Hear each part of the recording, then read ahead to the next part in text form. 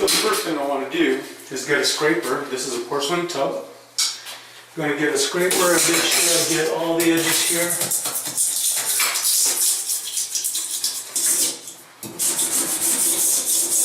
You can also use afterwards, like run sandpaper.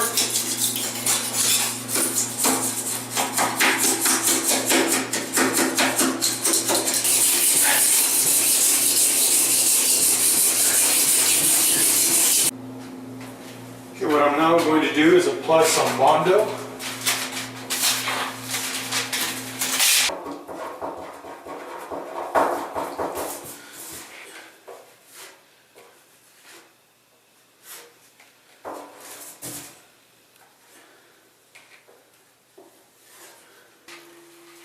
Now I'm going to sand everywhere minus the areas that I've actually repaired.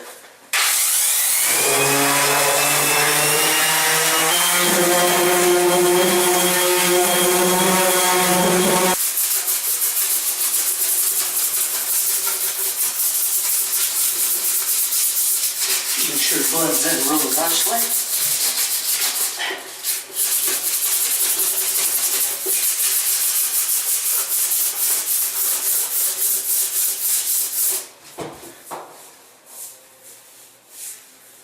This one needs a little bit more work.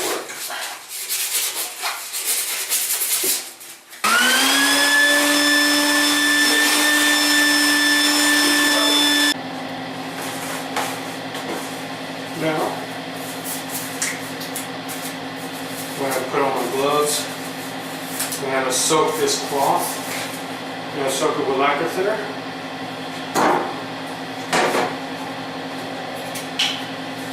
Then I'm going to rub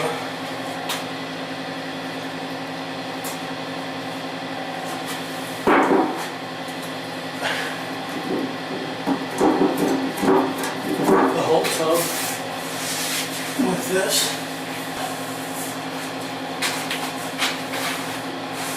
And everywhere, all over underneath. I mean right here at the very bottom as well. Want to make sure everything is nice and clean.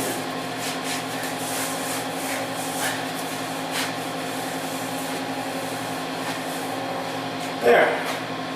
Now it's ready for masking.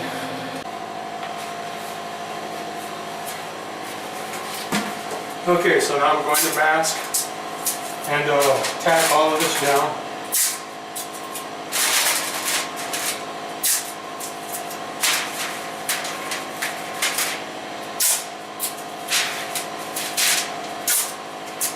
All the way around. And the reason why I'm not, you can also, it depends how you spray. Again, everything determines on how you handle that gun, how well you know that gun, how wide your spray pattern is going to be, how much volume of paint and how much air. So if you're going to spray this much, let's say 16 inches, and you're going to crank that baby up, so you're going to get a lot of air pressure coming out the nozzle, this whole area is going to be full of dust. So in that case, what you want to do is you want to get some painter's plastic, run your tape all the way around, and fold your tape up, or vice versa.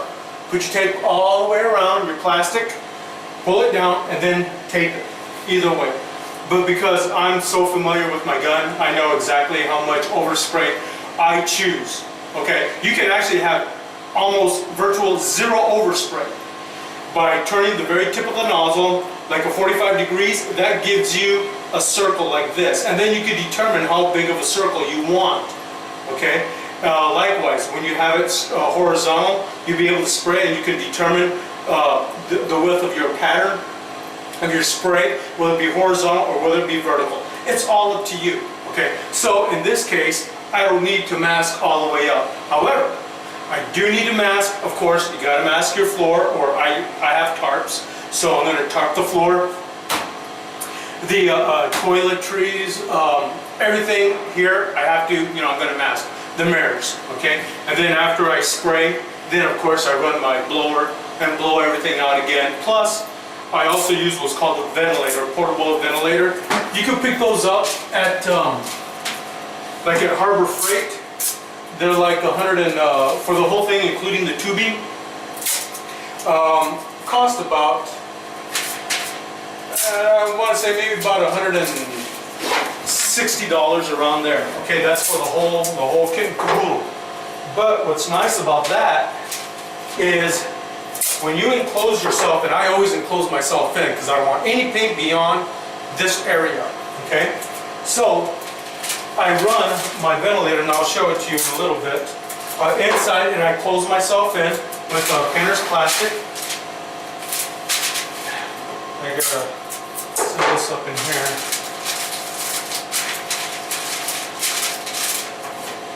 And by sealing myself in, that eliminates any dust particles going out into the other rooms, which, you know, we don't want. You know, why do that? And then if you don't have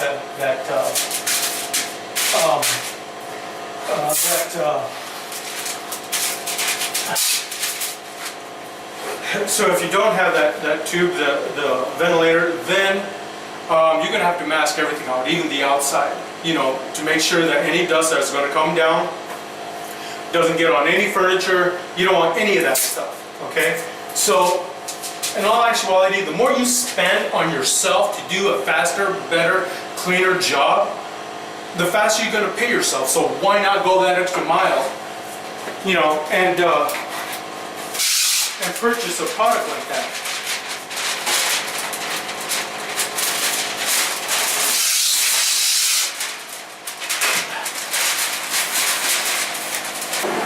Okay, so everything's masked, and you can see my tarp. This is what I'm talking about. Harbor Freight sells this, and it goes all the way outside. So all the dust is going to be, you know, inside this enclosed area. The reason why, see what I've done? They just pull it down, and then I'm going to be inside. And the ventilator is going to collect any existing dust and just move it outside. Prevents any type of dust coming outside from your work area. There's an FYI I want to mention that's very, very important. You really don't want to turn on the vent that's in the bathroom, because that smell of the chemicals is going to go right up through the vent and easily go into the ductwork, and your neighbors may very well complain about the smell. Now, if you have odor eliminator such as Ninja or whatever that you can apply inside your paint gun, that will eliminate the smell, and you will get absolutely no complaints at all. Actually, there's different scents that you can actually purchase, and all you do is just 2 or 3 drops inside your can, and you're good to go. It will not affect it. You will not get any type of fish eyes or any negative reactions to the paint. So that's just an FYI. Okay, this is the finished product. I primed and I gave it a dust coat, and the prime mix is 50-50 from Midwest Chemicals. And then I always spray the tubs twice. Okay, I just did my first coat. Now I'm doing my second coat. You're going to be hearing a lot of fans going on, so I do apologize for the noise. Alright, I'm just setting myself up here.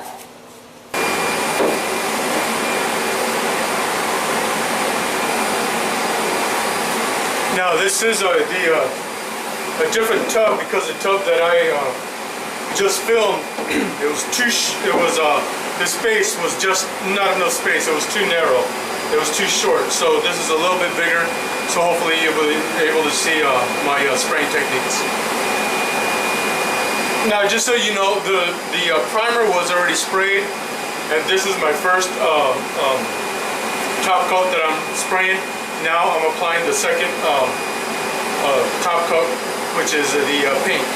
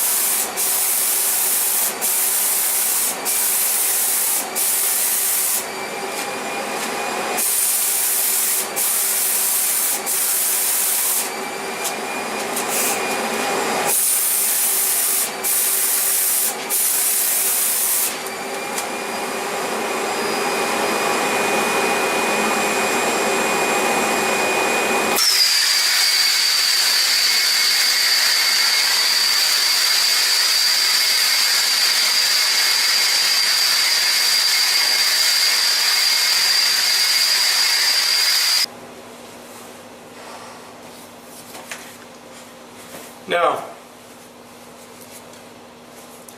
the reason why you saw me spraying the bottom first, and there's just a shadow right there. The reason why you see me spraying this, because any existing dust will fall in. So that's why I sprayed like this, then the top, then the sides, and finally the very last is the bottom. So that all the dust, whatever dust there may be, will collect in there.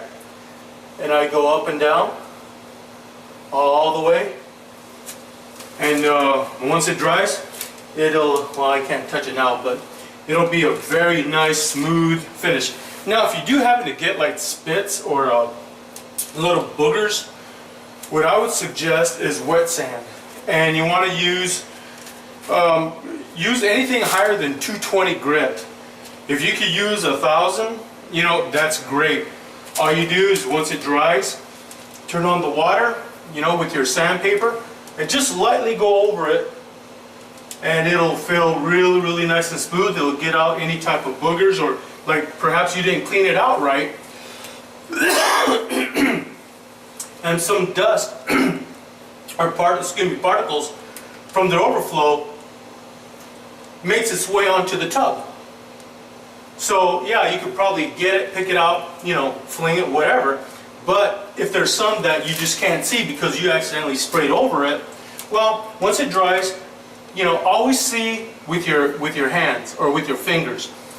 Never really see with your eyes, because when you see with your hands, you'll be able to feel any type of roughness, anything, any type of